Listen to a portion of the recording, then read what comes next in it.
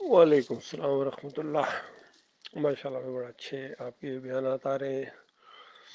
اللہ تعالیٰ آپ کے فہم و فراست میں اضافہ کرے، اور جو چیز آپ لوگوں کو سمجھانا چاہ رہے ہیں اللہ تعالیٰ ان کے دلوں میں اتارے بات، لیکن ہدایت اسی کو ملے گی جو اللہ کی طرف رجوع کرے گا۔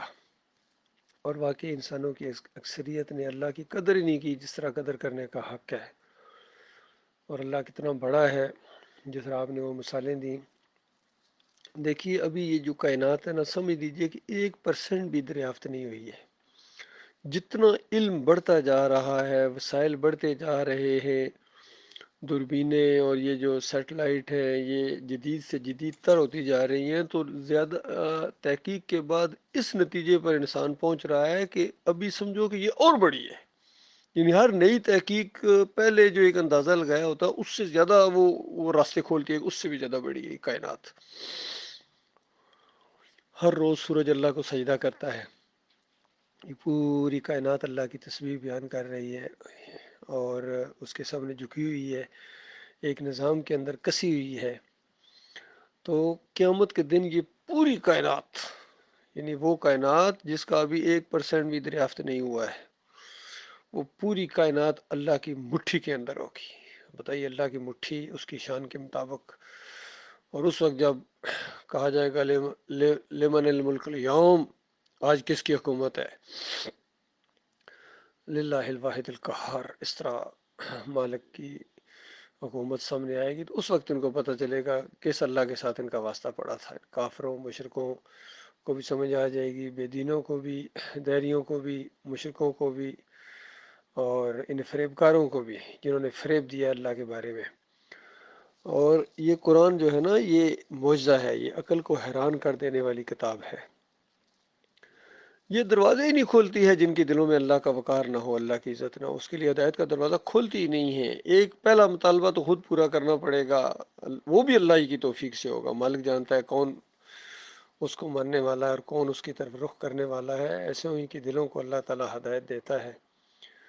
اور باقی یہ توحید کے اندے ہیں، باقی اتنی زیادہ یقین کریں، یہ چیزیں جانتے ہیں کہ عقل حیران ہوتی ہے۔ کسی سے آپ کہو، میں کہتا ہوں اسی گامدی سے کہو کہ اللہ کی تعریفیں کرے، تو آپ ایسی ایسی نکتے بیان کرے گا کہ آپ کی عقل حیران ہو جائے گی کہ آپ کا بھی دھیان ادھر پہلے کبھی نہیں گیا۔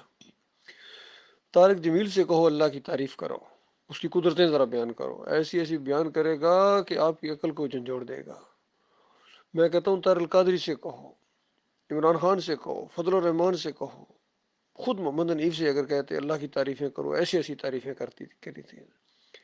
لیکن عقیدے کی معاملہ ہے، توحید کا معاملہ ہے، وہاں آ کے ان کا ٹیسٹ جب ہوتا ہے تو وہاں فیل ہو جاتے ہیں بے ایمان۔ انہوں نے اپنی انا کا مسئلہ بنا لیا ہے۔ ڈاکٹر اسرار ہو، اور یا مودودی ہو، یا حافظ سعید ہو، خادم حسین رضوی ہو، منور سلطان ہو، یا رفعت نواب ہو، یہ جتنے بھی ہیں یہ سب نے ایمان کے ساتھ قدر کیا ہے، توحید کے اندر نکلے، یقین کیجیے، اور انہوں نے پختگی نہیں دکھائی ہے، شیطان کی گوڑی بن گئے یہ سارے کے سارے۔ پختگی دکھاتے اللہ کی عزت اور وقار کا معاملہ ہوتا، پھر دیکھنے اللہ کی مدد کیسے ان کے ساتھ آتی ہے۔ اور اللہ تعالیٰ جس کے ساتھ ہو اس کو کوئی مغلوب نہیں کر سکتا ہے، نہ دلائل سے اور نہ جسمانی طور سے۔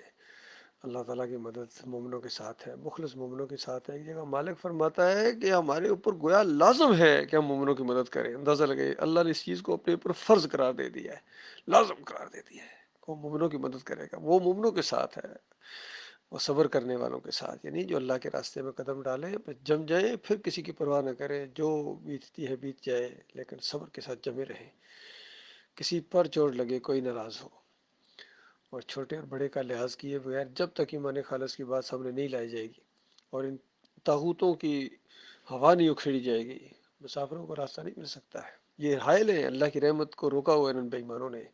ان کے اوپر چوٹ جس طرح پڑ رہی ہے یہ بالکل زبردست اور مناسب پڑ رہی ہے، ہمارے ساتھی ان کے اوپر پوری طرح انگلی رکھ کے ان کو مجرم قرار دے رہے ہیں کہ آج جو امت مسلمہ شرک کے اندر اور بت پرستی کے اندر، قبر پرستی کے اندر، گنبد پرستی کے اندر، پیر پرستی کے اندر، مزار پرستی کے اندر، جمہوریت پرستی کے اندر یہ ملوث ہے، یہ بے ایمان، یہ سارے کے سارے اس کے ذمہ دار ہیں۔ اور کڑی سے کڑی ملاتے ہیں۔ آج میں حیران رہ گیا گامدی کا وہ کلپ سن کے، ایسے انداز سے اس نے بات کی کہ میرے استاد، اور پھر کہتا ہے میری تفسیر، اور پھر کہتا ہے ابن کثیر بھی یہی کہتے ہیں، اور ابن کثیر کا حوالہ دیا کہ وہ ایک اور کو پیش کرتے ہیں، تو یہ جو ہے نا بات ثابت ہو گئی، بس گویا ثابت ہو گئی یہ بات، بھائی منو ثابت ہو گئی، یہ تمہارا کفر و شرک ثابت ہو گیا کہ تم سب ایک ہی لڑی کے جو ہے نا وہ ہو، ایک ہی کشتی کے مسافر ہو۔ جس طرح ابن کثیر گمراہ تھا اور اس کا استاد گمراہ تھا آگے، اسی طرح یہ گامدی بھی گمراہ ہے اور اس کا شاگرد علی انجینئر بھی گمراہ ہے، ڈاکٹر اسرار بھی گمراہ تھا، بالکل گمراہی پھیلاتے رہے یہ بے ایمان، اور قرآن کی آڑ لیتے تھے، قرآن قرآن کہتے رہتے تھے، لیکن قرآن کا دشمن بنا دیا اس قوم کو۔ بہرحال انتقام بھی اللہ تعالیٰ نے ایسا لیا ہے کہ دنیا میں ان کو کافر کہے بغیر کوئی ایمان کے اندر قدم نہیں رکھ سکتا ہے۔